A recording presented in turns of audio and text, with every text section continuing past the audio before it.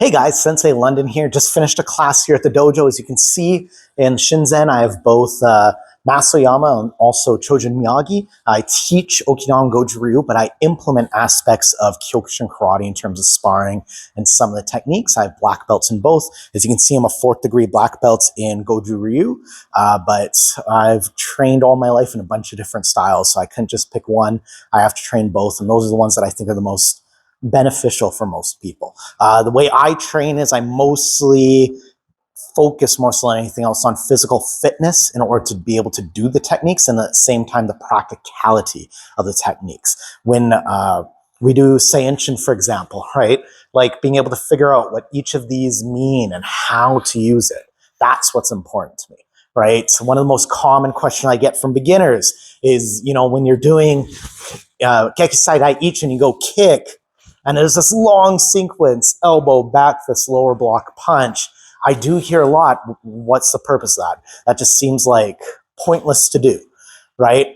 And you need to know, I think, as a karate practitioner who has the knowledge, and the point is to share that knowledge with others, you need to know what that means, because those questions are going to be asked. And they're paying you for your knowledge to be able to pass that down to them, right? So when you do Gekisai Daiichi, you need to know, what's this kick for, right? Why does it immediately go into an elbow, right? Why does the hand go like this and not like this? What does this hand mean? What is this stance? Why do you go into this stance? Because they're all important aspects when it comes to karate. It's a smooth, put together process in order to really utilize and know all the knowledge that you need to know.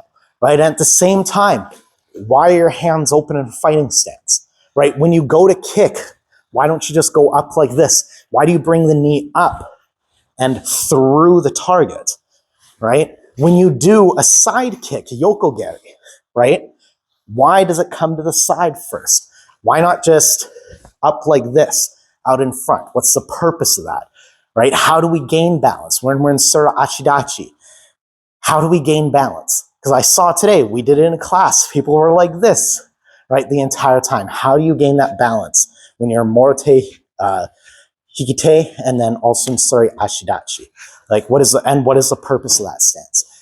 So, hopefully, I'm going to be making a lot of these videos where I sort of go into the detail and all of those things, explain the reasoning behind it, and also show you guys some drills in order for you at home to be able to do this at any point. Like, for example, Kyokushin, one of the first things you learn is Hisaganmengeri. When you're like this, and you bring the knee up, and you're trying to hit yourself here, and people are like, what's the point of that?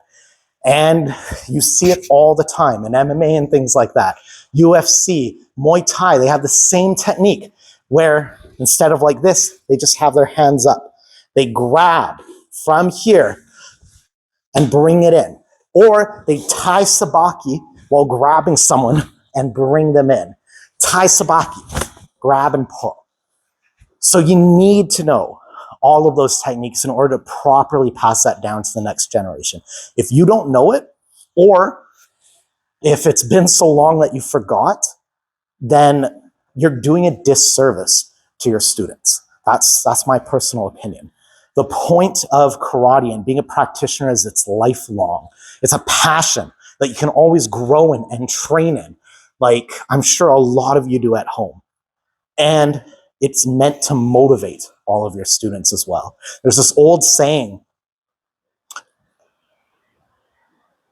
if I wanted to become a master, how many punches would I have to do a day?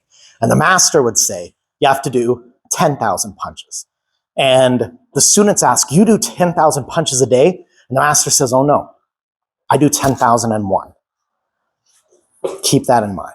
All right, thank you very much.